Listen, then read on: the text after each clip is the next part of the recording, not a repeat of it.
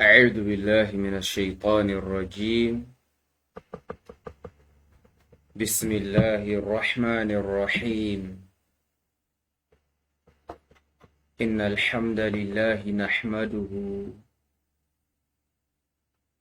ونستعين به ونستغفره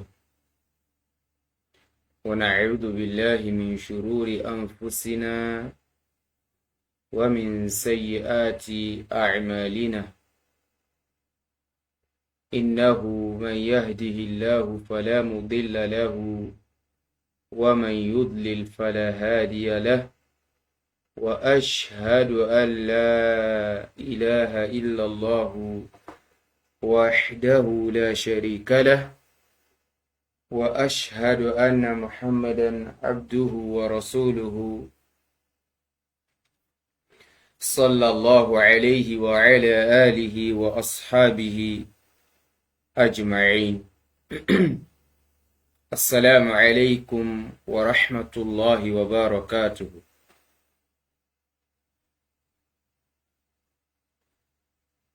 adúpẹ́ fún Ọlọ́run ọba Allah subhanahu wa ta'ala. Bákan náà ni atọrọ ìkẹ́ àti ìgẹ̀ tí ó péye fún Ànábì wa Muhammadin sallallahu alayhi wa sallam. Kí ìkẹ́ náà kó máa jẹ́ ti àwọn ará ilé rẹ̀ àti àwọn sàhábà rẹ̀ títí dórí gbogbo àwọn ẹni rẹ̀ ní àpapọ̀. A wá bẹ̀ Ọlọ́run ọba Allah subhanahu wa ta'ala fún ẹnì kọ̀ọ̀kan wa kí Ọlọ́run ọba kí ó mú wa dúró lórí dáadáa, kó mú wa dúró lórí ẹ̀sìn rẹ̀, kí Ọlọ́run ọba Allah subhanahu wa ta'ala kí ó má sọ wá nù. Bákan náà kí gbogbo ẹ̀yin ọmọ ìyá wa tí ẹ̀ ń wò wá àbí àwa tá a padà máa wò wá pé assalamu alaikum wa rahmatullahi wa barakatuhu. Kí Ọlọ́run ọba Allah subhanahu wa ta'ala kó bá wa san yín ní ẹ̀san olóore, kí ó sì ṣe àmọ̀nà ẹnì kọ̀ọ̀kan wa kó wá tọ́ wa sọ́nà. Nínú fífi Ọlọ́run ọba Allah subhanahu wa ta'ala, Ọlọ́run kádàrá pé mo ṣe prógrámù kan ní àná ní eléyìí tó ní ṣe pẹ̀lú àwọn oríṣiríṣi nǹkan tó ń tini lójú, eléyìí tí ó ń ṣẹlẹ̀ láàrin Saidi Shittu, ó ń ti àwa lójú, pẹ̀lú Okanlomo. So èmi dẹ̀ sọ tó jẹ́ opinion mi àbí tó jẹ́ view mi lórí ọ̀rọ̀ yẹn, nípa pé ibi tí ọ̀rọ̀ àwọn èèyàn méjèèjì yìí tó ti bẹ̀rẹ̀, òun náà ni pé kí ni o, òun náà ni pé àwọn ń fáìtì fún ọ̀rọ̀ ẹ̀sìn. So láti ara ọ̀rọ̀ ẹ̀sìn dé wá rèé, ó padà wá lọ sí kí ni o, ó padà wá lọ sí, ó wá padà lọ yà kúrò níbi ọ̀rọ̀ ẹ̀sìn. Ó ti yà tipẹ́,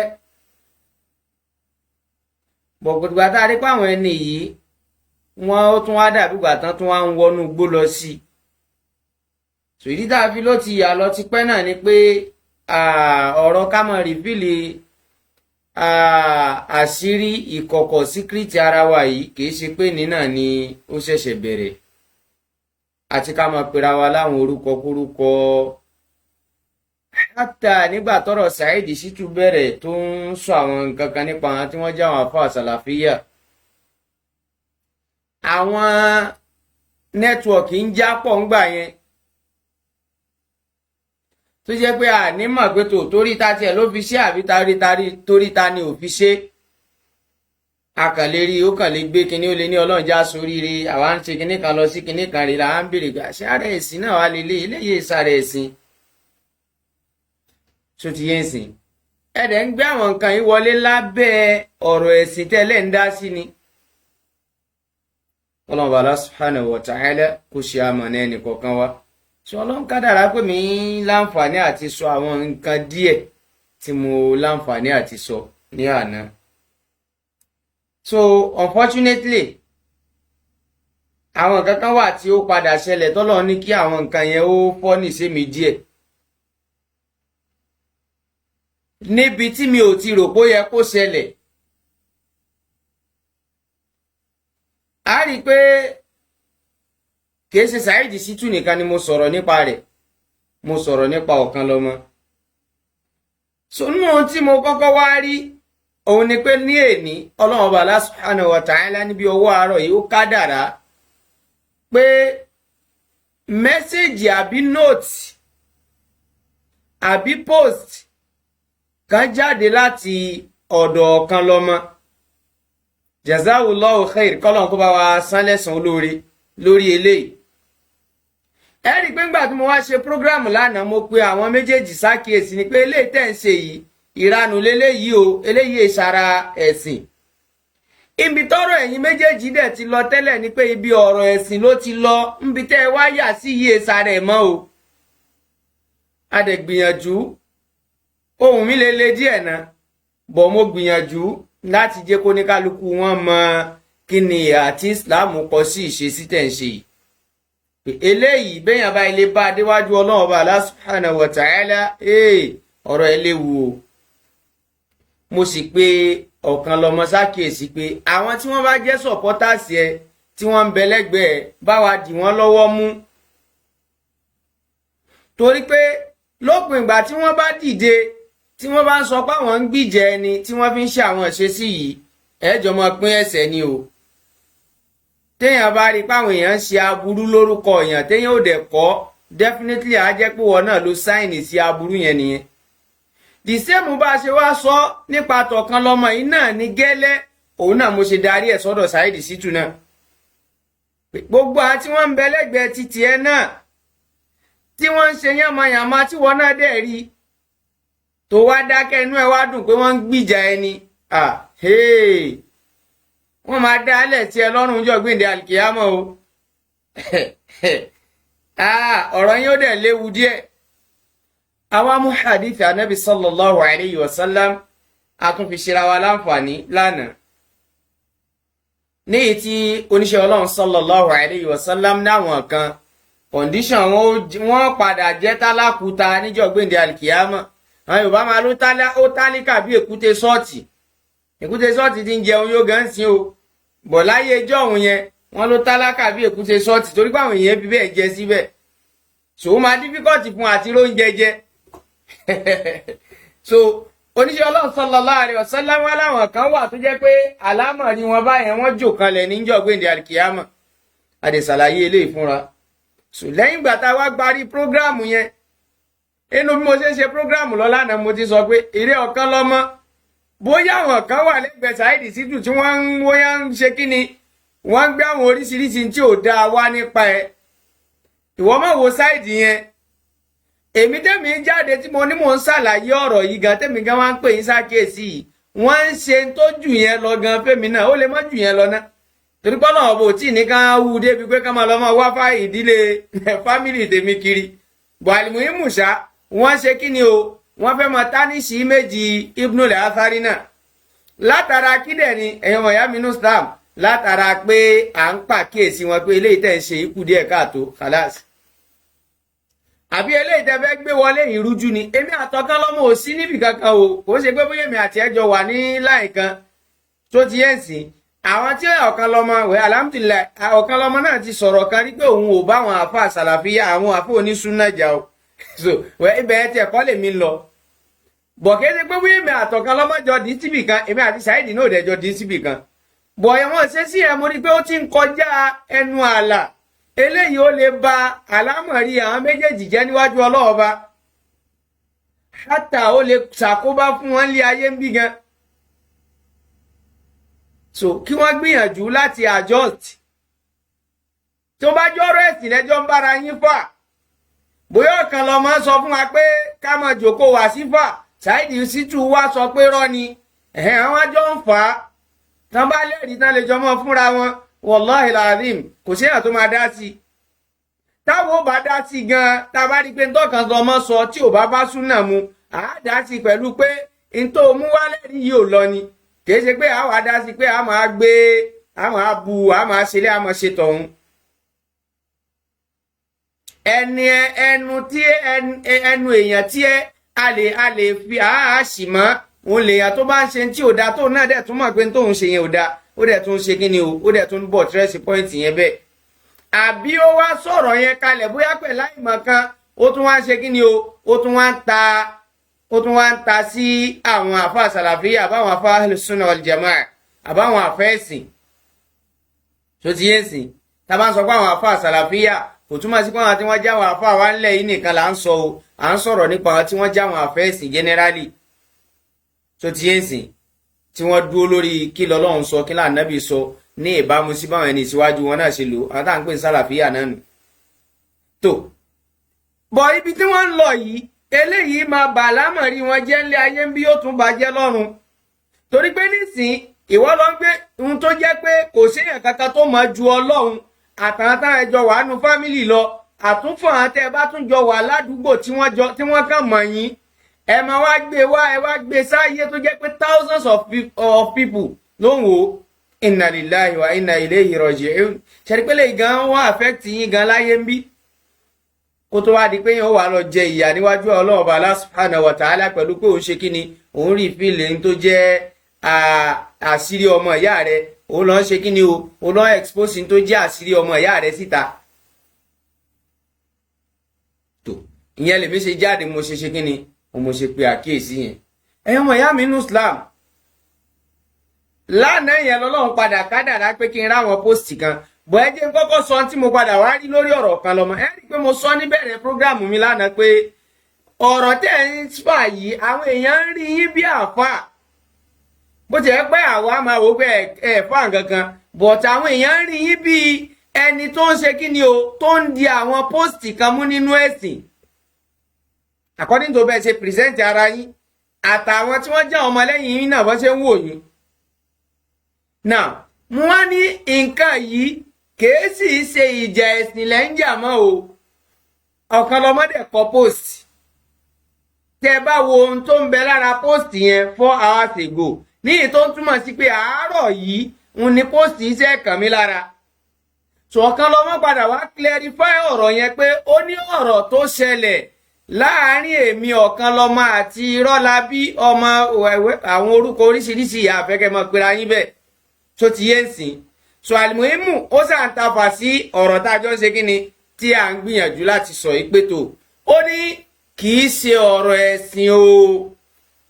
inna lillahi wa inna ilayhi raji'un ẹ wo clarification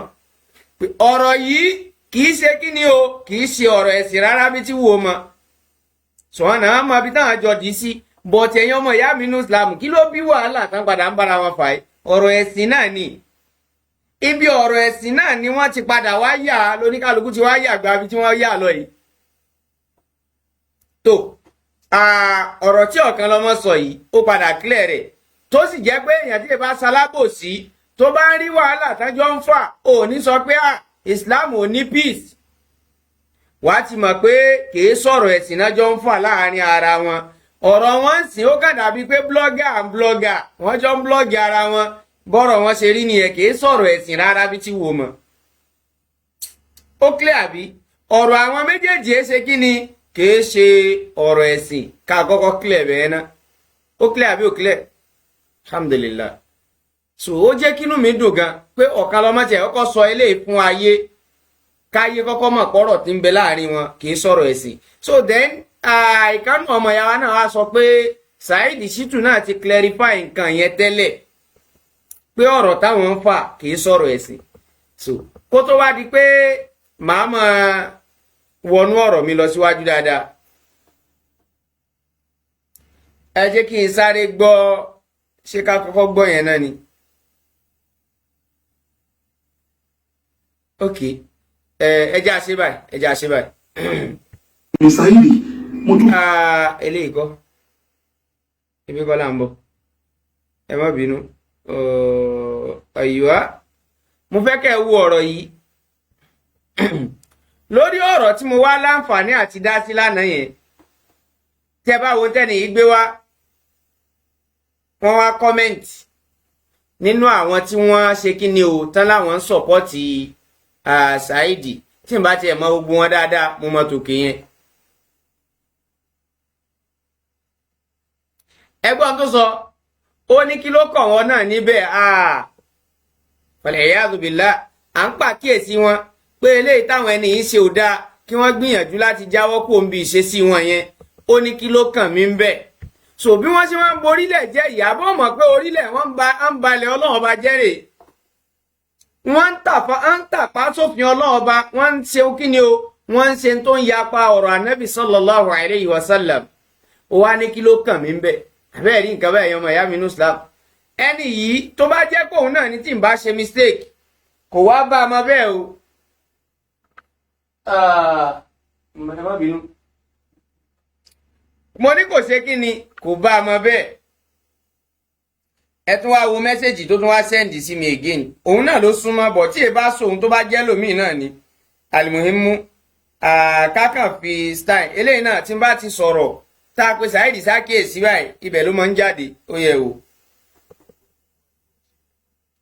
ọ̀rọ̀ Saidi Shittu àti Sakiru. ẹ gbọ́ o. ọ̀gbẹ́ni wáyé tó ń ṣe yamayama ṣé ọ̀rọ̀ Saidi Shittu àti Sakiru ṣé wọ́n lọ́rọ̀ ẹ̀sìn làwọn ń fà ní. ó kẹ́ ń ṣe yamayama wà á máa dá sí ohun tí ó kàn wà á máa bẹ́ káàkiri. ẹ tún gbọ́ lẹ́ẹ̀kan sí. ọ̀gbẹ́ni wáyé tó ń ṣe yamayama ṣé ọ̀rọ̀ Saidi Shittu àti Sakiru ṣé wọ́n lọ́rọ̀ ẹ̀sìn làwọn ń fà ní. ó kẹ́ ń ṣe yamayama wà á máa dá sí ohun tí ó kàn wà á máa bẹ́ káàkiri. alhamdulillah so eléyìí ni mẹ́sẹ̀jì tí kan nínú àwọn tí wọ́n láwọn ń gbìjà rẹ̀ tí wọ́n sẹ́ndì sí mi lánàá ó ní kí ló dé tí mo ṣe yamayama ẹ̀yọ́mọ̀ yá mi ní Islam ṣe èèwọ̀ ni kéèyàn rí àwọn tí wọ́n pera wọn mùsùlùmí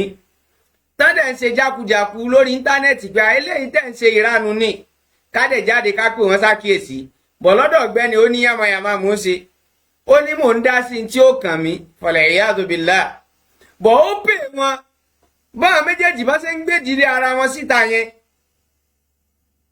bí wọ́n ṣe ń gbé àwọn ẹni ẹlẹ́ni tọ́lọ́ ń fàdánwò kàn tí wọ́n dẹ̀ fi wọ́n ṣe yẹ̀yẹ́ lórí íńtánẹ́ẹ̀tì yẹn tí wọ́n dẹ̀ ń dàgì àwọn èèyàn wọnú ọ̀rọ̀ wọn tẹ́jọ́ ń fà yẹn wọ́n dẹ̀ lọ ń tú àṣírí ìdí ìkọ̀kọ̀ tọ́lọ́hun ti pamọ́ àṣírí tọ́lọ́hun pamọ́ nígbésí ayé ẹlòmíì wọ́n dẹ̀ jọ ń tú síta fúnra wọn. àwa jáde àwọn ń pè wọ́n ṣàkíyèsí pé eléyìí tẹ̀ ń ṣe yìí ìranu ni o. àwọn méjèèjì lèmi bá wí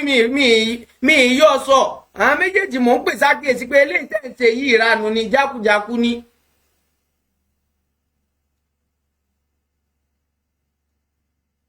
ó wá ní mò ń ṣe yamayama abẹ́ẹ̀ rí nǹkan báyìí sìn eléyìí lèmi ṣe wá sọ pé Saidi Shittu àwọn tó ń bẹ lẹ́gbẹ̀ẹ́ yìí wọ́n á lè fún ẹ ládùúváìsì gidi máa wo eléyìí tó ń sọ̀rọ̀ yìí tó lèmi ṣe yamayama yìí eléyìí tó ń sọ̀rọ̀ yìí nìsín òun náà ó clear sí pé ń tẹ́ ń fa ike sọ̀rọ̀ ẹ̀sìn wọn àdẹ lè pè é ṣàkíyèsí pé stop ó ti cross border irú àwọn eléyìí tó ń sọ̀rọ̀ yìí wọ́n máa ní kọ́lá tó bá ń ṣe prógráàmù wọn á máa pè sórí prógráàmù ẹ̀ Saidi Shittu wọ́n á dẹ̀ máa sọ pé àwọn rí kórí òdodo ló wà torí ẹ̀ làwọn ṣe ń tẹ̀lé wọ́n dẹ̀ ń scam àwọn èèyàn báyìí tí wọ́n náà mọ̀ pé ń tẹ́jọ́ ń fà yìí wọ́n mọ̀ pé kì í sọ̀rọ̀ ẹ̀sìn bẹ́ẹ̀ ṣe máa ń gbé ọ̀rọ̀ yẹn bẹ́ẹ̀ ṣe máa gbé wọ àwọn issues míì ńgbà míì nìyẹn pẹ̀lú ojú pé ọ̀rọ̀ ẹ̀sìn ókè ó ti wá kílẹ̀sì pé ń tẹ́ ń fà kì í sọ̀rọ̀ ẹ̀sìn alhamdulillah eléyìí náà nínú ìkànnà ọmọlẹ́yìn rẹ̀ ń sìn tó pé ń sìn ó ti kílẹ̀ pé kì í sọ̀rọ̀ ẹ̀sìn bẹ́ẹ̀ ni àìbẹ̀ kọ́ ẹ wá jẹ́ ká wo ohun tí mo sọ fún wa ń sìn ẹgbọ́n eléyìí náà sìn ó ní ṣé ìwọ ò kí ń retaliate ìyẹn èmi nu o ó ní èyí tó ń ṣe yìí gan retaliation ni náà ni àbí pé mo ń retaliate fún Saidi Shittu nítorí pé ó gba ìyàwó mi àbẹ́ẹ̀ rí nǹkan báyìí à ń pè wọ́n ṣàkíyèsí kan fi yánmayàmá lẹ̀ wọ́n là ń retaliate ni ṣẹ́sà ti rí báyà bí ẹ gbọ́ ó ní ọ̀tá ẹni kò ń podò ọ̀yà ẹ̀rí nǹkan báyìí ṣé odò ọ̀yà oríire ni tá ń ṣe yẹn báyìí sìn ó dà ṣé tí Saidi Shittu ṣe yẹn oríire ni pé èèyàn kan wá bá a pòun nídìí ìrànlọ́wọ́ ó dẹ̀ fẹ́ díẹ̀ sáyé àwọn á fi ṣe yẹ̀yẹ́ bóyá òun ló ń fẹ́ nìyẹn ṣe yẹ̀yẹ́ àbí lẹ́gbẹ̀ẹ́ rẹ̀ náà ti ń fẹ́ nìyẹn ṣe yẹ̀yẹ́ sóríire ni. ìwọ tó mẹ́sẹ̀jì mi pẹ̀lú voice yẹn ṣé tí wọ́n ń ṣe yẹn ọlọ́run ní tú àṣírí tiwọn náà tó bá dijọ́ gbèǹde àlìkìyámọ̀ àti kọ̀kíní àti kọ̀kejì ni o. tẹ́ ẹ mọ̀ pé ọlọ́run ọba Allah subhanahu wa ta'ala fàdánwò kéèyàn kan ó fàdánwò ó fi kan èèyàn kan bóyá ní ìhà kíní àbí àkejì ni àbí gbogbo bí tí ò bá ti wò ó lè ṣẹlẹ̀. ìwọ wá torí àdánwò tẹ́ni ẹni tó tọ́lọ̀ ń fi kẹ́ni yẹn ó wá ń fẹ́ nìyẹn ṣe yẹ̀yẹ́ ó wá gbé síta ó wá ń fi àdánwò yẹn ó fi ń ṣe yẹ̀yẹ́ ó wá ń pè lóríṣiríṣi orúkọ. ṣe eléyìí ṣé nínú tí Islam wa tó fọwọ́ sí ni abadan ṣùgbọ́n báyìí pé nǹkan yìí ò bá wá sí nínú Islam wa ṣé ìṣesí yẹn ṣèṣe sí tó dáa ni. tíyàn bá ràn lọ́wọ́ wá sí ọ̀dọ̀ yàn tó o bá ti ní kápá àti lè fún un jẹ́ kó máa lọ. so ọ̀rọ̀ yìí tí ó wá di táwa ṣe kí ni o àwa pàtẹ sórí íńtánẹ́ẹ̀tì inna lillahi wa inna ilayhi raji'un tó jẹ́ páwa míì gan tiẹ̀ mọ̀. so àwọn kan náà àwọn náà wá wà lẹ́gbẹ̀ẹ́ Ọ̀kanlọ́mọ àwọn náà wá lọ ń kọwọ́ bọ ohun tá a mọ̀ tí ó kàn wá.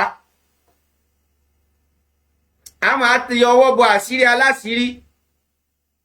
kọ́lọ́mọba Allah subhanahu wa ta'ala kó sàmójúkú òfin wa. so ó kàn mí ní aspect pé ohun tá ń ṣe yẹn yàmàyàmà ni àádẹ́ gbìyànjú láti ṣe wáàsí fún wọn kí wọ́n stop ẹ̀ ìranu ní. èyí tó sì jẹ́ kó lè sọ wọ́n dolórí ibú níwájú ọlọ́ọ̀bà Allah subhanahu wa ta'ala ni tí wọ́n ra wọlé yẹn. tó ti yé sìn lẹ́yìn wá àgbà yẹn ọlọ́run tún wá kádàrá pé mo tún padà wá rí póòsì mi. òun rèé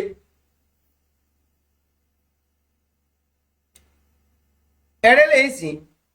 pé ikú lágbájá kìíní kan ló ṣe kìíní kan join me ẹ̀rí nǹkan báyìí òdà ẹjẹ́ wá wọlé Ọ̀kanlọ́mọ mo tún fẹ́ ṣe wá sí lálẹ́ yìí o màá tún àkíyèsí advice màá tún pè lálẹ́ yìí náà inshallah ta'ala. so Ọ̀kanlọ́mọ mo sọ̀rọ̀ kan lánàá ẹlòmíì máa wò ó pé ẹjọ́ ẹ̀kọ́ ọ̀gbà tí èsè pé wọ́n ló ń ṣe fún. mo sọ kẹ́límọ̀ kan lánàá pé èmi tẹ̀mí ń jáde yìí tí mo ń sọ̀rọ̀ yìí tí mo wá advice yìí tí mo wá fókọ̀sì advice mi sórí Ọ̀kanlọ́mọ lánàá pé tí àwọn bá tiẹ̀ ń ṣe tán ṣe ìwọ gbìyànjú láti ṣe kíni láti má gbogbo pé àṣírí kan wà níbì kan kíní kan wà níbì kan nítorí Ọlọ́run má bá wọn ibùdó àwọn tí wọ́n wà lẹ́gbẹ̀ẹ́ gbìyànjú láti correct wọn kí wọ́n má ṣèṣe sí yẹn kí wọ́n má lọ sí area yẹn ibi àṣírí aláṣírí tọ́lọ́run ti bò tẹ́ bá ń tó àṣírí aláṣírí Ọlọ́run á ṣe kí ni àtúntì yín náà. mo wá mú advice wá pé òkè ìwọ má wò pé òkè èèyàn kan ń hùwà kan tí ò dáa kí ìwọ náà wá wò pé òkè ìwọ náà fẹ́ join ẹ̀ nítorí bó ti ṣe fún ẹ ìwọ náà fẹ́ mọ ṣe padà. oníkálukú yín máa jọ àkáǹtì fún tẹ́ ẹ ṣe níwájú Ọlọ́run bá Allah subhanahu wa ta'ala ní dákẹ́. lọ́dọ̀ àwọn aláìmọ̀kan èèyàn wọ́n lè rò pé yàmàyàmà ni tá à ń ṣe yẹn yàmàyàmà ló máa jẹ́ torí pẹ́sìn òye wọn. bọ̀tán bá gbẹ́sìn yé dáadáa wọ́n á mọ̀ pé eléyìí kìí ṣe yàmàyàmà. ó clear àbí? so eléyìí advice wá rèé Ọ̀kanlọ́mọ bí mo ṣe prógráàmù tán lánàá tí mo kà stroll lórí fóònù mi lórí Facebook mo bá picture yìí pàdé picture yìí ti wà tipẹ́ o ẹni tó gbé kinní yìí kalẹ̀ gangan ọ̀pọ̀lọpọ̀ náà mọ̀ ẹni tó ṣe kinní yìí ó clear Ọ̀kanlọ́mọ àbí ìyẹn mo ṣe sọ pé bóyá ṣe kinní kan wọ́n ṣe fún àwa tá à ń sọ̀rọ̀ gan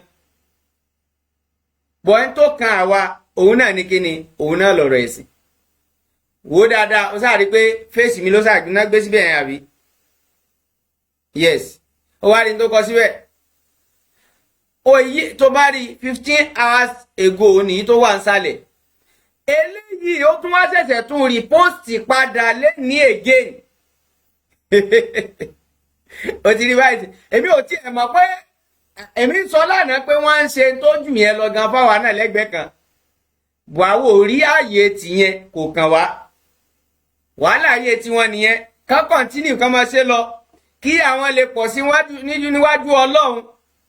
kó lè di lọ́la kémi lè rí nǹkan dé bá kó lè di lọ́la kí gbogbo wọn tí wọ́n ń scam yìí torí wọ́n ń scam èèyàn ni Okanlomo tó bá wò dáadáa wá rí pé péjì ó ń péjì òun ni wọ́n lọ klóònù tí wọ́n ń lò yìí àwọn dẹ̀ níbi tọ́lọ̀ ọba Allah subhanahu wa ta'ala tó ní kọ́pọlọ wọn kú dé ọpọlọ wọn ò dẹ̀ kú ṣètọ́nì ló ń lò wọ́n àwọn tí wọ́n ṣe irúṣẹ́ ìmúsọ ṣètọ́nì ló ń lò wọ́n torí pé tí ṣètọ́nì ò bá máa lò wọ́n ni àwọn ń bìlífù pé bóyá àwọn smart wọ́n wò pé bóyá àwọn good àwọn nìkan làwọn máa gbórú táwọn ń ṣe yìí ṣe bọ̀ àwọn kọ́ náà àwọn ò ní bùkátà sí gbogbo nǹkan yìí ìjà ẹ̀sìn làwa ń jà péyàn ń ṣe tí ò dáa ó fẹ́ máa gbégbégbé wá fún wa àwọn ò ní gbà á dẹ̀ máa bá ẹ jà lórí ẹ̀ ó bá àwọn máa sòsì lábẹ́ tá à ń bẹ ẹ jà lé lórí yẹn wàhálà ayé tiẹ̀ nìyẹn ń táwa ń bẹ ẹ jà lé lórí la sì ń jà lọ àfi tó o bá dákẹ́ lórí tó bá ń sọ tí ò bẹ́ sì mu bọ̀ tó o bá dákẹ́ à ń jà lọ náà ni àwa náà ò ní dákẹ́ fún ẹ ó clear bí lẹ́yìn ìyẹn ó tún wá repost ẹ̀ lẹ́ni again ó wá ń béèrè ń bẹ̀ pé why this picture is trending wọ́n tán kọ síbẹ̀ olóńgbò dúdú west who àbí guest who jàre ẹ̀rí nǹkan báyìí ok kọ́lọ̀ kó ṣàánú wa àwa náà ogun rí a ti ṣàwọn nǹkan sẹ́yìn wọn ì tí stop torí pé wọ́n mọ̀ pé ńjọ́ tá a bá ti lè jáde tá a bá ti sọ̀rọ̀ nípa ọ̀gá wọn wọ́n á tún jáde wọ́n á tún máa gbégbékúgbé jáde ní múṣkílà pẹ̀lú wọn wàhálà ayé tiwọn nìyẹn ká máa ṣe ǹso ìtọ́lọ̀ ọba ká ń tí ṣètọ́nì tọ́lọ̀ ń kádàrá kí ṣètọ́nì rí gbé láwọn lọ́wọ́ ká máa ṣe nu káwọn máa ṣe ǹso Okanlomo advice tèmi wá fún ẹ rèé òun náà ni pé ó ti rí sí ó ti kú omi pé ọlá pé wọn dọ́dọ̀ wọn ni ẹlòmínà gbà ọlá pé wọn dọ́dọ̀ ẹnì káná dọ́dọ̀ tiẹ̀ náà sí ni ṣé wàá mọ sọ tó ń sọ yẹn pé à ń dọ́dọ̀ tiwa náà o à ń dọ́dọ̀ tiwa náà o kò sí ní dàgbé wá tán so but máa dálí ká ń kọ ẹ̀yàn mọ̀ ìyá mi ní Islam tó kọ́lọ̀ Allah subhanahu wa ta'ala kó sàṣàánú wa bọ́ a ní dákẹ́ ń tẹ́ bá ń ṣe tí ò dáa a ní ṣe kí ni a ní dákẹ́ so Okanlomo dákun torí Ọlọ́run mo padà rí i pé wọ́n padà gbé fídíò yẹn pé níbi tá ti sọ pé ikú kí ló pa kinní kan tó ṣe kinní kan yìí Okanlomo torí Ọlọ́run ọmọ pé lánàá náà mo sọ pé àwọn àṣírí pọ̀ àwọn àṣírí ó pọ̀ gbogbo àwọn àṣírí tẹ́ níyẹn nítorí Ọlọ́run má gbé àṣírí kankan jáde ibùdó táwọn kan bá wà lẹ́gbẹ̀ẹ́ tí wọ́n bá láwọn fẹ́ gbé nǹkan yẹn jáde Ọlọ́run ni mo fi bẹ́ẹ̀ kí ló fà á tí mo fi gbé picture eléyìí tí mo gbé wá ìwà ó ní reason torí tí n bá ń bẹ̀ àbí tí mo bá ń bẹ̀ àwọn tí wọ́n ń bẹ lẹ́gbẹ̀ẹ́ ọmọ ìyá wa kan pè lánàá brother Lincoln kọ́lọ̀ ọba Allah subhanahu wa ta'ala kó bá a ṣe dáadáa fún wọn àwọn náà dẹ̀ tún padà bẹ̀bẹ̀ wọ́n bẹ̀ ẹ́ lánàá wọ́n tún advice ẹ̀ pé gbogbo àwọn nǹkan báyìí yẹn tó lè dá wàhálà alẹ́ tí wọ́n náà mọ̀ kó lè ba yí ẹlòmíì jẹ́ tó bá ṣe yes Ọlọ́run lè gbé sí kápá ẹ̀ tó lè ṣe ń tòótọ́ o lè sọ síta yẹn ni pé Ọlọ́run lè fàṣírí yẹn sí ẹ lọ́wọ́ tó lè sọ síta tó dẹ̀ lè affect ẹni yẹn but ropẹ́ nìyẹn ti ń bá wàhálà ibọ̀ tipẹ́ bọ́ ibẹ̀ kọ́ mo fẹ́ lọ brother Lincoln wá sọ̀rọ̀ kan lánàá wọ́n ní Saidi Shittu kò sí advice tá a fẹ́ fún un tinú rẹ̀ tó fẹ́ ṣe yẹn ó máa ṣe sòlélà sáfi shedid nínú tó wá ba nínú jẹ́ jù òun ni pé lẹ́yìn ìtànà wallahu alam mi mọ̀ bóyá Okanlomo náà ti ṣerú ẹ̀ o but eléyìí tí Okanlomo kọ́kọ́ ṣe yìí lásán at least ìgbìyànjú kan ni pé Okanlomo lè kọ pósìtì yẹn pé tó ẹ̀hún lóòótọ́ tẹ́ni ń sọ òótọ́ ọ̀rọ̀ ni o ìjà tá à ń jà kìí ṣe kí ni kìí sọ̀rọ̀ ẹ̀sìn wallahi ìwọ ọmọlúwàbí kan nìyẹn so mi wàá mọ̀ bóyá òun náà ti wá gbé àṣírí kan jáde o bọ Okanlomo ntẹ́mi kàn fẹ́ bẹ̀ẹ́ ni pé gbogbo àṣírí tí wọ́n bá ń gbé ókè sìn èèyàn kan ló sọ pé olóńgbò dúdú yìí sìn ìbá àkànná kọ ilé ó yá ṣe olóńgbò ló wá ń bẹ sọ̀rọ̀ wájú ẹ̀ báyìí àbí wọ́n ṣe olóńgbò lèmi tí mo sọ̀rọ̀ yìí àbí òkè orúkọ tí wọ́n á pè mí yẹn sìn ó ti wá chẹ́ǹjì bẹ́ẹ̀ rí kan báyìí ó ti wá chẹ́ǹjì ẹ̀dá tó lọ́ọ́ ń dá mi ó ti sọ mí dolóńgbò àbí gbogbo àwọn nǹkan mi ò ní mí nì ó yá ó ń sọ àlámọ̀rí èèyàn pé bí ilé rẹ̀ ṣe ríre bálàmọ́rí rẹ̀ ṣe ríre ó ní àdánwò kan báyìí ó ṣe kinní kan báyìí kò mọ̀ sọ kò ju ń táwa lè ṣe kíni tá a lè fojú gbé sẹ́gbẹ̀ẹ́ kan lọ láti pè mí tí mò ń sọ yìí kọ́rẹ́ntì mò ń sọ ò mi ò sọ tó ti pẹ́ o wọ́n ti pè mí ní kinní kan ọmọ tálákà kinní kan bá bí ala àwọn olóṣèlú àwọn ọmọ àwọn tí à ń jẹ àwọn tá à nítumọ̀ àwọn tá kò sí ní tá à sọ tán mò ń sọ kọ́rẹ́ntì ni o mò ń sọ tó tún ti pẹ́ o àwọn èyí tó ti pẹ́ wà ńlẹ̀ o mò ń sọ kọ́rẹ́ntì náà ní pé títún béèrè pé ṣé ọ̀gbẹ́ni tá ń pè lájá dúdú yẹn tá ń pè lólóńgbò dúdú yẹn tá ń pè ní kìnníkà dúdú yẹn wàhálà tiwọn nìyẹn ṣé tí n bá wá dúdú ṣé mo wá jayò pa nígbà tí mo wà nílẹ̀ adúláwọ̀ mo wá dúdú ìwọ tó bá pupa láàmú fura sí náà gbà ilẹ̀ adúláwọ̀ làwa wà yìí náà ọgbọ́n ọmọ tán pé orúkọ ìlú tá wa ni tí bá wá dúdú sí ẹ̀ wá jẹ́sẹ̀ ni tí n bá pupa jùlọ yẹ kó máa wo pé bolélé ti wá èkó ṣe kó jábọ́ nu pléènì ni bọ̀ mo ọlọ́run fún mi ní normal color tí àwọn aráàlú ti wá máa ń ní ṣe máa dẹjọ́ so ibi tí mo wá ti fi lọ́bẹ̀ yẹn gangan òun náà ni pé ọ̀kan lọ́mọ gbogbo náà báwo lè máa gbé jáde mo fi ọlọ́run ọba bẹ́ẹ̀ dẹ̀ bá wa advice àwọn tí kíni o àwọn tí wọ́n jẹ́ ọmọlẹ́yìn ẹ̀ kí wọ́n má gbé anything jáde mọ́ nípa anything tó bá jẹ́ secret ibùdó èébú àbí ìmá pe Saidi Shittu láwọn orúkọ kórúkọ yẹn fílẹ̀ tó bá yá òun náà padà ṣe kí ni á padà change kìí ṣe pé bóyá ọ̀lẹ ẹ má rò pé bóyá tí n bá ti wá dé jẹ́mi náà bá dá kẹ́sìn á máa rò pé bóyá òun ti jẹ lọ jẹ́ kó jẹ lọ tí wọ́n bá wá jẹ lọ láyé ń bí báyìí kí wọ́n tún jẹ lọ níwájú Allah náà subhanahu wa ta'ala torí pé mi bìlífù pé ohun tí wọ́n ní Saidi Shittu wọ́n ní kọ́ o mo rí kinní yẹn ni o tó tún padà lónìí kò ní yìí nìyẹn pé kinní kan join me kinní kan ó tiẹ̀ padà play rẹ̀ náà wọ́n ló padà ń play voice kan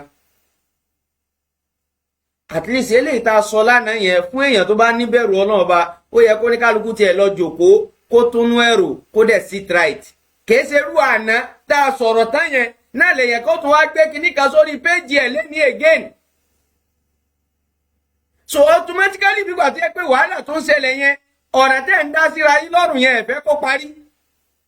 so tọ́kàn lọ́mọ náà wá tó wá jòkó pé èmi ní kinní kan múlíkà ìyá kinní kan ikú tó pa kinní kan àbí ókè náà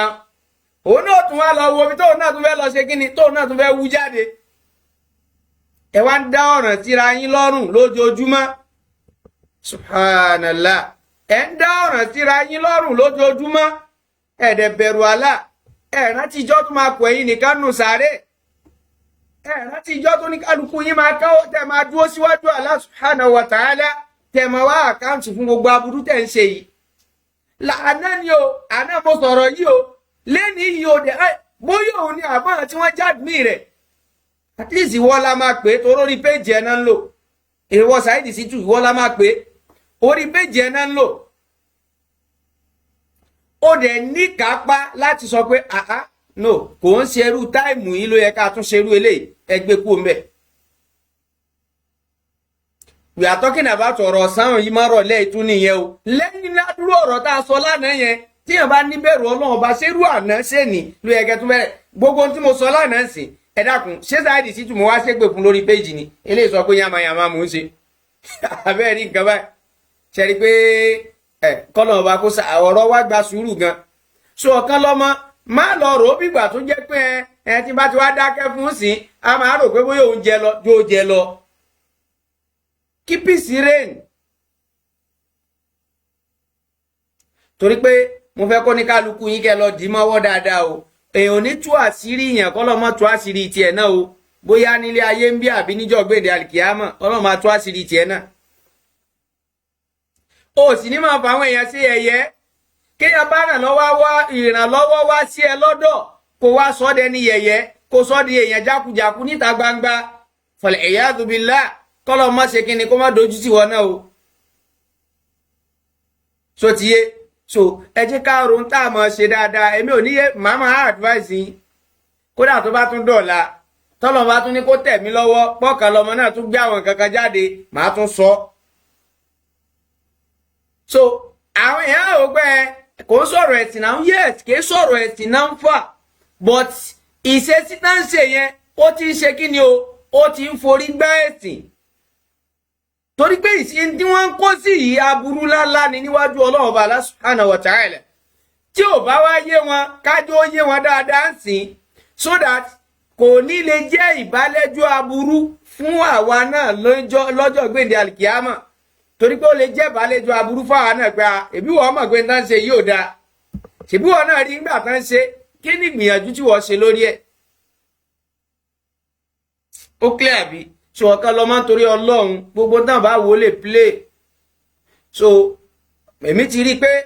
lẹ́nu àná yẹn sìn a ti rí i pé lórí péèjì Saidi Shittu tí ń ṣe save your soul wọ́n ti play something like that torí ẹ̀ ló jẹ́ ń darí ọ̀rọ̀ mi kọ ọ̀dọ̀ ọ̀kan lọ́mọ mo ṣe ń bẹ̀wọ̀ Saidi Shittu làbá máa bẹ̀ ká lọ́kan lọ́mọ náà ló bá yarí kalẹ̀ tóun sá lówó sàmọ̀jà lọ ni tí Saidi Shittu wá ṣe ìṣe ọmọlúàbí tóun ò wá ṣe nǹkan kan mọ́ torí pé ìdí tí mẹ́rin fi pàtí máa ṣe máa bẹ̀ òun ni pé màá máa wò pé tóun náà bá padà tún lọ rí n tó máa ọ̀ tiẹ̀ tóun ó gbá ó sọ ilé mo dákẹ́ ó sọ ilé mo dákẹ́ irọ́ omi lè dákẹ́ mọ́ o òun náà fẹ́ padà fẹ́ rí tálẹ́ǹtì torí ẹ̀ máa máa bẹ̀ òun náà ni bọ̀gbà tá a ti rí páwọn ni kò lọ́rọ̀ sí ọ̀dọ́ tí wọ́n láti lẹ́nu àná alẹ́ àná ṣé ní báyìí sìn a ti padà rí pé àwọn ti tún sáré ṣe kíni wọ́n ti ń play ikú tó pàyà kinní kan ẹ dákun ó yẹ kí a tiẹ̀ kó ní kálukú wa náà ká máa chẹ́ẹ̀kì ara wa wò náà àwọn Yorùbá ní tán bá pìyàn lẹ́lẹ́nu yànyẹn yẹn wọ́n pa mọ́ ni pé alágbájá kò dá o kò mọ̀ jẹ́ bú lọ kò ń ṣẹni téèyàn lè wó ore lọ sọ́dọ̀ rẹ̀ kò ń ṣẹni téèyàn lè ṣe kinní kan sọ́dọ̀ rẹ̀ tí wọ́n bá wá ń firú àwọn ìṣesí yẹn tán fi ń ròyìn yàn as a mùsùlùmí good muslim ó yẹ kéèyàn náà cross check gbogbo àkáǹtì ẹ̀ gbé iṣẹ́ tó ń ṣe kalẹ̀ gbé àwọn àwà tó ń wù kalẹ̀ kí wọ́n náà wá cross check ẹ̀ pé kéé wọ́n ní mo rí báyìí wọ́n ní mo rí báyìí ṣé lóòótọ́ mo rí bẹ́ẹ̀ tí wọ́n bá rí bẹ́ẹ̀ béèrè lọ́wọ́ rẹ̀ pé ṣérù ṣe tí yìí ṣèṣe sí ọmọlúàbí ni ṣèṣe sí mùsùlùmí ni tó bá ti wá jẹ́ pé kìí ṣèṣe sí ọmọlúàbí kìí sì ṣèṣe sí mùsùlùmí definitely ó yẹ kí mùsùlùmí change náà ó yẹ ká filẹ̀ ká jìnà sí ọ̀kan lọ́mọ ọ̀sá ti rí báyìí sí picture mi náà gbé síbẹ̀ yẹn kí lorúkọ tá pè mí wọn kò eléyìí náà àìmọye ni o àìmọye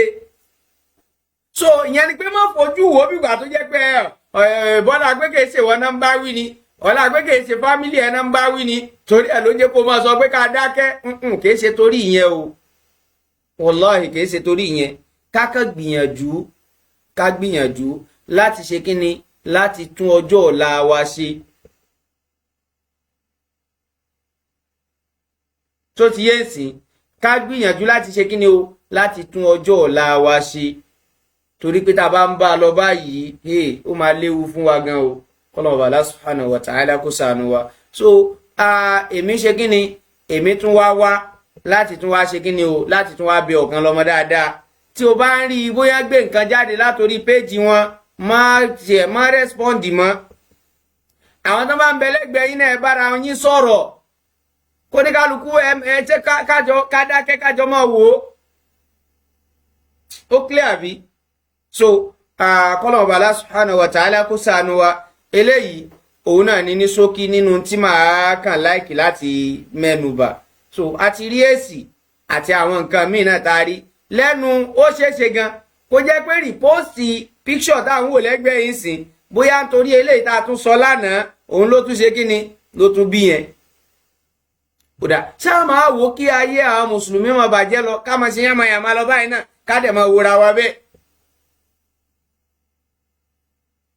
kọ́lọ́mọba Allah subhanahu wa ta'ala kó ṣàṣàánú wa kó má dà wá láàmú so àwọn kéèsì yín tẹ̀ ń fà kìí ṣe kéèsì ọ̀rọ̀ ẹ̀sìn pé bóyá ẹ̀sìn lẹ́ ń jà fún ẹ̀jà fẹ́sìn ẹ̀ ń jà fúnra yín ni bọ̀tí tó fà á tó jẹ́ mi sọ̀rọ̀ lórí kinní ni pé ń tẹ̀ ń ṣe ó ń takò ẹ̀sìn ń tẹ̀ ń ṣe ó ń takò ń tọ́lọ́wọ́n ọba tó là kalẹ̀ fún wa lílànà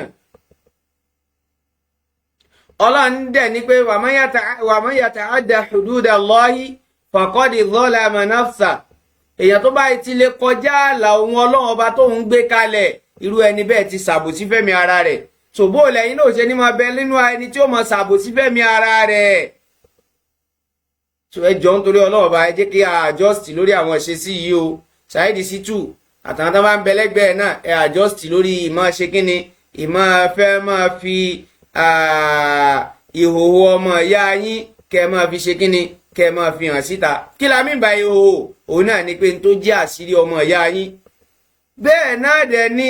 àwọn tí wọ́n bá ń bẹ ní kíni o, tí wọ́n bá ń bẹ ní ẹ̀gbẹ́ kejì náà lọ́hùn. Ìyẹn lọ́dọ̀ Ọ̀kanlọ́mọ, ẹ̀yin méjèèjì ó ní mò ń advice, mo dẹ̀ ń bẹ̀ yín nítorí ó tọ́ lọ́hùn. Tó bá yẹ pé Ọ̀kanlọ́mọ ló padà wá yarí pé no, àní màmá gbé jáde náà ni ìwọ Saidi Shittu àtàwọn tó bá ń bẹ lẹ́gbẹ̀ẹ́ ẹ fọwọ́wọ́nú, ẹ̀yin ẹ máa wòran. Tó bá dẹ̀ yẹ pé Saidi Shittu àtàwọn èèyàn rẹ̀ náà náà yarí pé bọ́n ṣe fẹ́ máa bá a lọ náà nìyẹn, ilé Ọ̀kanlọ́mọ ìwọ fọwọ́wọ́nú. Tí wọ́n bá ń ṣe tó bá sọ̀rọ̀ kò túmọ̀ sí pé o gọ̀. Tí ó kéèsì wọ́n gbé píkṣọ̀ ti tiwa sí bíbá ìsì àwa ṣe bíbá táàrí, ṣé ó wá túmọ̀ sí pé mi ò gbọ́n? Ó túmọ̀ sí pé mi ò gbọ́n àbí? Ó túmọ̀ sí pé èmi náà láwọn èèyàn lẹ́gbẹ̀ẹ́ tó jẹ́ pé wọ́n lè ṣèyí tó wọ́ọ̀sì ju eléyìí lọ fún ọ̀gá ti wọn náà.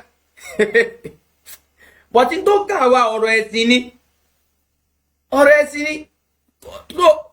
Ìwọ tó wá ń ṣiṣẹ́ yìí. Ìwọ tó ń ṣiṣẹ́ yìí. Àwọn àní bẹ lọ́ọ̀ba fún ẹ o, pé àní ṣépè fún ẹ. Bọ̀ ìwọ tó ń ṣiṣẹ́ yìí. Continue kó máa ṣe kíni, kó máa ṣe lọ.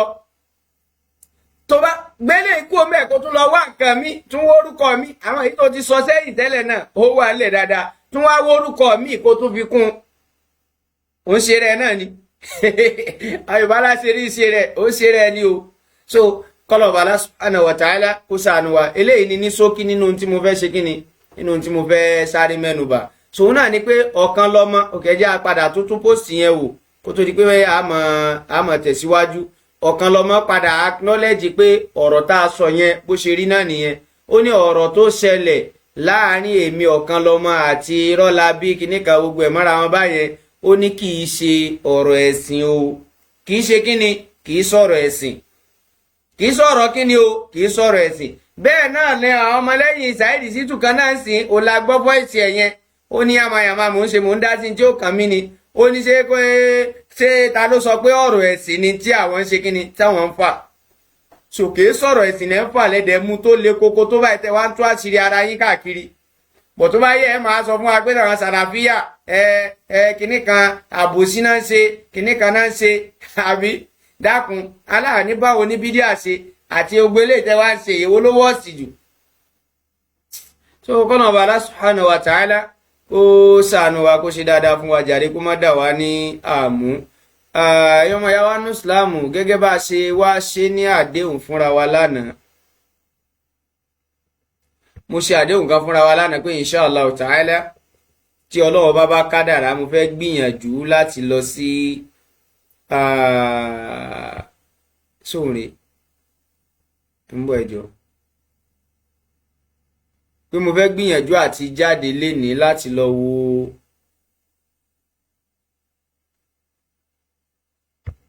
lọ wo kí lorúkọ rẹ̀ tí ibi ilẹ̀ yẹn bí a dẹ̀ gbìyànjú láti ṣe kí lorúkọ rẹ̀ kí oníkálukú wa náà kárí ibi tí adédú kí Ọlọ́run Allah subhanahu wa ta'ala kí ó ṣe gbogbo ẹ̀ náà ní ìrọ̀rùn fún wa. So ẹ má bínú o.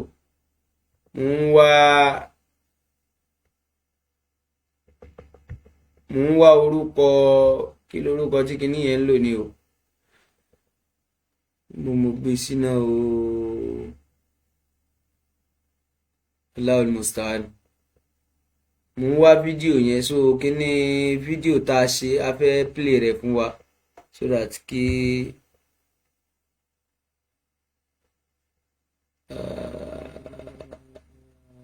ọ̀kan wà lórí íńtánẹ́ẹ̀tì tó ti bú mi tá a sì ti mọ̀. bẹ́ẹ̀ rí nǹkan báyìí. kékeré kan z tí mo lè ṣe lọ́rọ̀ ẹ̀jẹ̀ má bínú mò ń wo a fẹ́ fi ibi ilẹ̀ tí à ń sọ̀rọ̀ lórí ẹ̀ tí a fẹ́ fi hàn wá so pé oníkálukú wa náà kárí ibi tó dé dúró báyìí sí for now. So inshallah ta'ala very soon a padà máa. wọ́n máa pa ti débẹ̀. bẹ́ẹ̀ rí nǹkan báyìí tó kí ọlọ́ọ̀bá kó sorry ẹ má bínú mo ti gẹ́ẹ̀tì ibi tó wà. So a kàn fẹ́ ṣe léyìí láti lè fi hàn wá so kó kàn má jẹ́ pé a máa sọ fún wa pé à ń ṣe nǹkan báyìí a fẹ́ ṣe nǹkan báyìí gbogbo àná ládẹ̀ mọ̀ mọ́ àní ríbi tí iṣẹ́ ń lọ níbi tó dé dúró so ìyẹn ni mo fi ń gbìyànjú so ń lélẹ̀ iṣẹ́ kọ́nà ń ṣe rọrùn mi ò wá rí mọ́ báyìí o so inshallah ta'ala àti ọlọ́run kádàrá pé gẹ́gẹ́ bí mo ṣe sọ fún wa nípa bíbẹ̀ yẹn ṣe ń lọ ṣùgbọ́n ọlọ́run kádàrá ń sìn pé wọ́n ti bẹ̀rẹ̀ sí ní máa wú àwọn kìíní ẹ̀gẹ́ yẹn so tó jẹ́ pé very soon inshallah ta'ala a sì sọ fún wa pé wọ́n ń bá wa ṣe kí lorúkọ rẹ̀ náà lọ́wọ́ báyìí sìn. ṣàánú mi ó dẹ̀ ti wọlé síbí o. الباطل يحتاج إلى الله المستعان.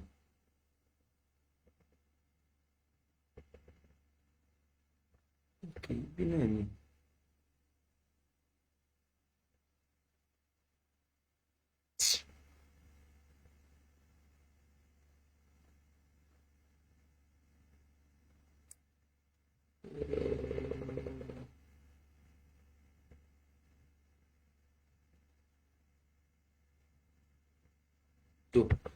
inshallah bóyá a padà máa fi hàn wá létà nìyẹn bi'idhnillahi ta'ala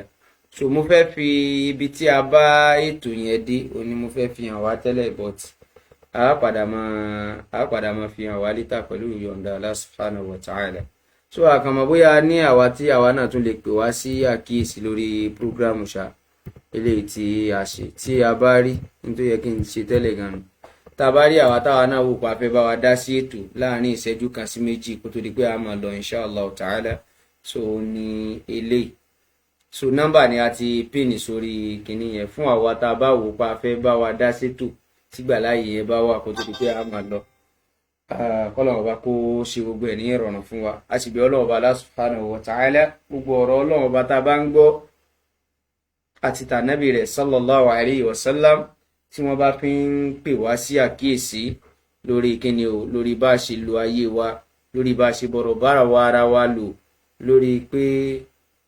inshallah ta'ala so wọ́n ní ká padà gbìyànjú láti post ẹ̀ separately inshallah máa gbìyànjú so oníkálukú wa náà á rí ibi tí àwọn ilẹ̀ yẹn bí ó ṣe rí so bi'idhnillahi ta'ala tàbá ti máa ní prógrámù mi màá gbìyànjú láti sọ̀rọ̀ lórí ẹ̀ gẹ́gẹ́ bí advice tí kan nínú àwọn ìyá wa tí wọ́n fún wa kí Ọlọ́run bá kó bá wa ṣe dáadáa fún wọn kó sì bá wa ṣe dáadáa fún gbogbo ẹ̀yàn ọmọ ìyá wa náà ní àpapọ̀ tó àníri jù báyìí lọ ní àṣálẹ̀ yìí tí mo kàn wá tapà sí náà nìyẹn Ọ̀kanlọ́mọ dákun torí Ọlọ́run broda Lincoln wọ́n pàkíyèsí kan lánàá má dẹ̀ tó ń sáré mẹ́nu bàbá òun ká tó máa lọ òun náà ni pé gbogbo àṣírí tó bá wà lọ́wọ́ yín tẹ́ mọ̀ pé tó bá a bá tó àṣírí yìí bóyá ayé èèyàn kan lè bàjẹ́ kínú wa má dùn pé after all ṣùgbọ́n náà tá à ń ṣe báyìí fún mi àdìbò náà ṣe báyìí fún mi ṣùgbọ́n àwọn èèyàn wà lẹ́gbẹ̀ẹ́ rẹ̀ tán ń ṣe báyìí káwá wò pé a fẹ́ ṣe kí ni a ṣáà máa tó àṣírí yẹn náà ni kí tiẹ̀ bá lè bàjẹ́ so títí ẹ bá wá bàjẹ́ títọmọ ìyá wa bá bàjẹ́ lẹ́gbẹ̀ẹ́ wa àbí téèyàn kan tó súnmọ́ wá bàjẹ́ lẹ́gbẹ̀ẹ́ wa látara pé bóyá àjọ ní gbọ́nmi sí omi òtó tó jọ́rọ̀ ayé dájọ́ ń fà yìí so inú wa máa mọ̀ dùn àbí àbẹ́ẹ̀ rí nǹkan báyìí so kájọ nítorí Ọlọ́run ọba ká gbìyànjú ká jẹ́ kó jẹ́ pé níta bájọ́ ń fà ọ̀rọ̀ ẹ̀sìn ní ká jẹ́ kó máa múmú láyà wa jù so àwọn oríṣiríṣi àwọn nǹkan míì wà tó yẹ kó yẹ ká jà kó ní kálukú wa bẹ́ wulẹ̀ ká mọ̀ jà gan a máa sọjú àwọn aṣọ yẹn nù àwọn aràn tí ò ní mínì tí ò ṣe pàtàkì láwọn aràn káàkiri tí ẹ dákun ẹ ọmọ ìyá mi ní Islam ẹ jẹ́ ká ṣe mẹ̀dọ̀ jàre so gbogbo ẹ̀yin tẹ́yin náà máa ń post àwọn yánmayànmá káàkiri pé sáfẹ́ máa fi bà àwọn èèyàn lórúkọ jẹ́, ẹ jẹ́ ká bẹ̀rù Ọlọ́run bá o, ẹ jẹ́ ká bẹ̀rù Ọlọ́run bá o. gbogbo tó ń ṣe yìí ẹni tó bá ti bà lórúkọ jẹ́ lórí íńtánẹ́ẹ̀tì so mọ̀ pé kò ní kú òun bẹ̀ n tó post yín sìn àwọn míì gan lè ti post ẹ̀ tán náà ti gbé sọ́dọ̀ títí wọn kí wọ́n bá tiẹ̀ padà wó pé àwọn tí mò ń ṣe yìí ìranù ni tí mò ń ṣe yìí ò dáa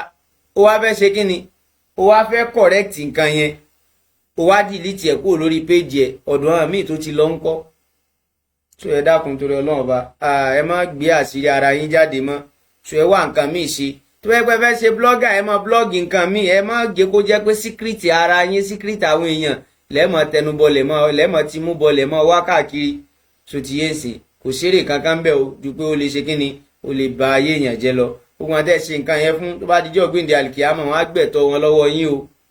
so ti yé sìn so àwọn ẹlòmíì dẹ̀ wà tó jẹ́ pé a kàn máa drag àwọn ẹni yẹn wọnú issue tó ń bẹ láàrin wa ni táwọn àti àwa kan àwọn èèyàn kan séèyàn kan tó bá tiẹ̀ jọ ní issue káwọn méjèèjì jọ mọ ìyanjú nǹkan yẹn bọ̀ a wá fi àwọn ara wa dájọ́ ń jálẹ̀ a máa drag àwọn family wa a máa drag wọn wọ issue tí ò ṣe kíni tí ò wúlò tí ò ní mínì so kọ́lọ́mọba Allah subhanahu wa ta'ala kó bá wa ṣe dáadáa fún gbogbo ẹ̀yàn ọmọ ìyá wa lápapọ̀ kó sì bá wa kún yín kó bá wa ràn yín lọ́wọ́ níbi tí toníkálukú wa náà tó dáadé tí toníkálukú yín dáadé àti títí wa náà ni o kọ́lọ́mọba kó má jẹ́ ó takú síbẹ̀ kó dákun kó jẹ́ kó túnbọ̀ mọ́ improve sí ni dáadáa tọ́lọ́mọba ti ṣe fóníkálukú yín kọ́lọ́mọ jẹ́ ó bàjẹ́ kọ́lọ́mọ jẹ́ ó bàjẹ́ ibi toníkálukú yín ti rí tọrọ kọ́bọ̀ tẹ̀ fi ń ṣe gbogbo tẹ̀ ń ṣe náà kọ́lọ́mọba Allah subhanahu wa ta'ala kó dákun kó má di ọ̀nà mọ́ ibẹ̀ kó túnbọ̀ jẹ́ kó tún ṣe kíni kó tún gbòòrò sí ẹ̀sìn wa tá a wá ń ṣe yìí náà tó ń jẹ́ ìsìláàmù yìí àbí Ọlọ́run Allah subhanahu wa ta'ala gbogbo ìgbà tá a bá ti ń gbọ́ kọ́lọ́run sọ pé ànábì sọ pé kọ́lọ́run jẹ́ kó lè máa rọrùn fún wa kí Ọlọ́run bá kó dákun kó jẹ́ kí ìfẹ́ ẹnu wa kó jẹ́ kó lè máa tẹríba fún un tọ́lọ́run bá sọ àti tá ànábì sọ yẹn kó má jẹ́ pé tìfẹ́ ẹnu wa náà làásà ṣe kíni làásà máa fagídí sí Ọlọ́run Allah subhanahu wa ta'ala kó ran ẹnìkọ̀ọ̀kan wa lọ́wọ́ kó wá ṣe wá lọ́mọ àlìjánná kó má ṣe wá ní ọmọ náà àwa mùsùlùmí àwa ń retí àlùjánná lọ́dọ̀ Ọlọ́run Allah subhanahu wa ta'ala nínú tó sì yá wa dáadáa nípa àmọ̀ pé iná ṣe kí ni iná wà kọ́lọ́mọ bá kó kàn má ṣe wá lọ́mọ náà ni kó má fi àná jẹ wá kọ́lọ́mọ Allah subhanahu wa ta'ala ń tá a ṣe tí ó daṣẹ́ wa nù wájú Ọlọ́run bá tí ó padà wá sọ wá dolófò káàbọ̀ kọ́lọ́mọ jà lè ṣe o hadha wa sallallahu wa sallama ala nabiyyina Muhammadin wa ala alihi wa ashabihi أجمعين والسلام عليكم ورحمة الله وبركاته